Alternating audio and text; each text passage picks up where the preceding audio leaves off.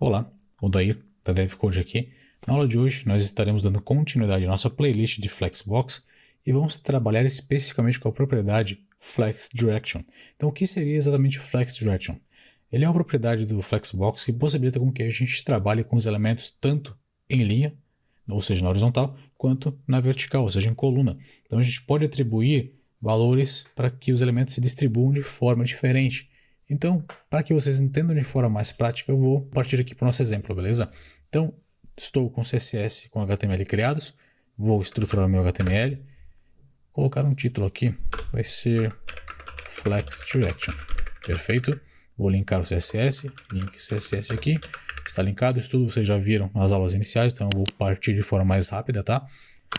Vou aqui no bar criar uma div chamada container, e dentro dessa div vou colocar outras 4 divs. Então, div.box.box1. Então, o que eu estou fazendo aqui? Estou criando uma div e essa div terá uma classe chamada box e outra classe chamada box1. Ou seja, ela terá duas classes, beleza? E vou multiplicar isso aqui por 4. Então, eu crio 4 de uma vez só. Pronto, criei as 4. Agora eu vou atribuir um nome diferente para essas boxes específicas aqui, tá? 2, 3 e 4, beleza? Estou com essas boxes criadas e agora eu vou começar a utilização. Percebam, tenho um elemento container, que seria o elemento pai, e dentro desse elemento tenho outras 4 divs, que são elementos filho desse elemento pai. Significa o quê? Esse elemento pai, ele é pai literalmente de todas as divs. Tudo que eu aplicar de flexbox dentro do container vai refletir nessas outras divs aqui, porque elas são filhas desse elemento container, tá certo? Dessa div de classe container, tá? Então vamos lá.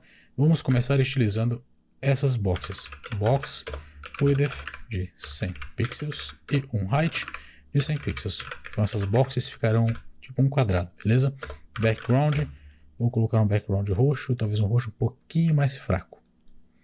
Ok, tá bom dessa cor aqui. Vamos ver como está ficando.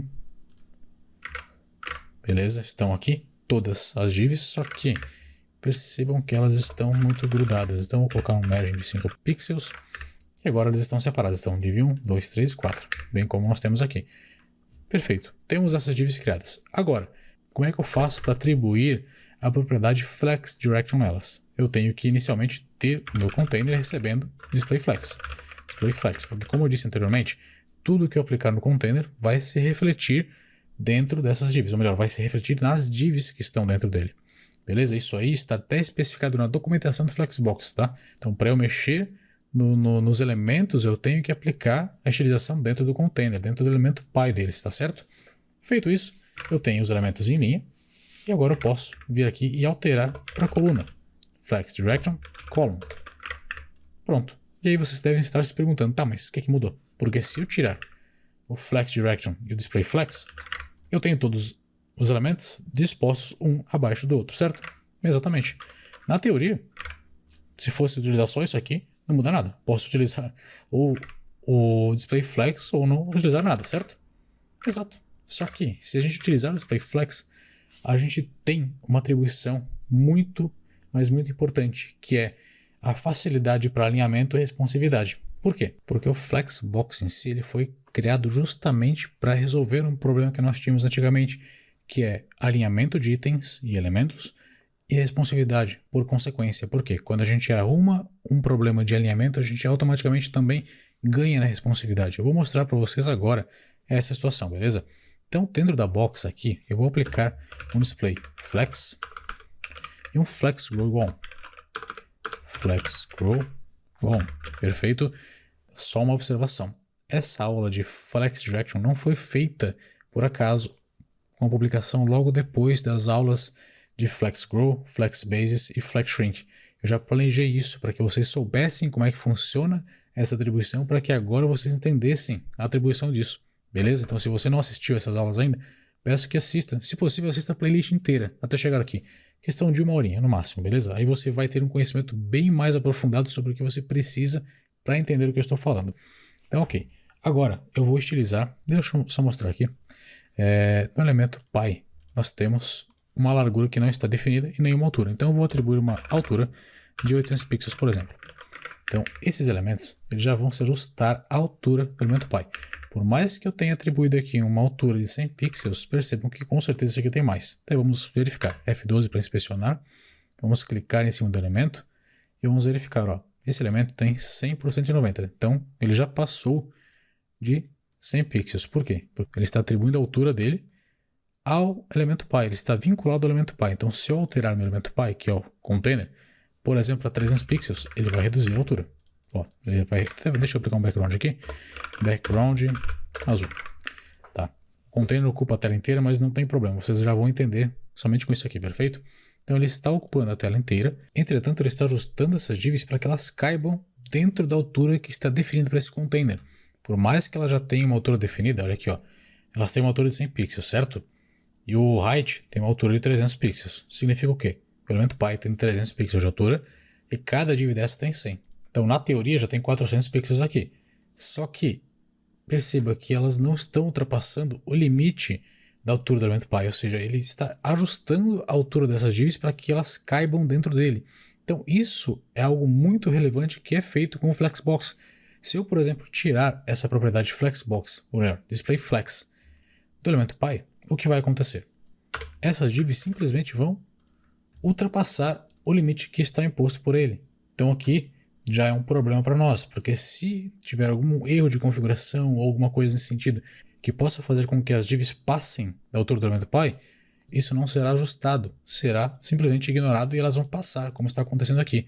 Então eu vou voltar a atribuir aqui DisplayFlex para o nosso elemento pi, DisplayFlex, FlexDirection Column. Voltei a atribuir. Percebam mais uma coisa. Se eu estilizar uma box, por exemplo, a box 2, eu vou aplicar um DisplayFlex nela e vou colocar um Flex Grow igual a 2. Essa div chamada de box 2 vai ficar um pouco maior que as outras. Aqui não vai dar para ver, mas eu vou aumentar a altura do elemento pi e vocês vão conseguir visualizar isso aqui. Prontinho, opa, 600 pixels. Agora sim, vou vir aqui, ó, essa div está um pouco maior, tá? Talvez não seja tão visível assim, 700 pixels. Agora vocês percebem que ela realmente está maior, né? Isso a gente consegue com um simples código aplicado dentro da box 2. Se eu quiser fazer a mesma coisa para a box 3, DisplayFlex, FlexGrow igual a 3, por exemplo, um pouquinho maior. Então percebam, FlexGrow igual a 1, FlexGrow igual a 1, FlexGrow igual a 2, que ela é um pouquinho maior, e FlexGrow igual a 3, porque ela é a maior de todas. Então isso aqui a gente consegue somente fazendo isso. Coisa que a gente não conseguiria, por exemplo, se a gente não tivesse o DisplayFlex aplicado aqui. A gente teria que vir aqui, div por div, e tentar dimensioná-la. Então, height de, sei lá, 120 pixels. Então já fica um pouco maior. 130 pixels, por exemplo. E aí eu vou, dessa forma, manual, fazendo esse alinhamento. Isso não é interessante. Então, por isso o Flexbox é tão importante, porque a gente consegue ter essa questão de alinhamento de uma forma muito mais simplificada. Mas agora partindo mesmo para a parte que especifica sobre o Flex Direction. Deixa eu até tirar essa altura aqui. Vou colocar 600 pixels. Vou colocar um Display Flex e um Flex Direction Column. Agora nós temos essas divs alinhadas. E se eu quiser alinhar essa div na horizontal? Como nós já vimos, para alinhar na horizontal, eu vou no elemento pi, simplesmente dou um Justify Content Center. Perfeito? Negativo. Aqui, quando a gente aplica Flex Direction Column, a gente inverte essa propriedade. Então, o que a gente utilizava para alinhar na horizontal, agora a gente vai utilizar para alinhar na vertical. Eu sei que é um pouco confuso, mas na teoria e na prática também, nós temos que utilizar o Align Items para alinhar na horizontal agora. Então aqui eu vou vir aqui, Align Items Center. Na teoria, sim. Então, de forma bem geral, é como se a gente virasse a nossa tela. Então a gente tem a nossa tela virada agora. Agora está centralizada, perfeito? Se eu aumentar um pouquinho a largura das divs, o que vai mudar? Absolutamente nada, mas vou aumentar para vocês verem. Não muda nada, ela fica centralizada e alinhada. Então significa o quê?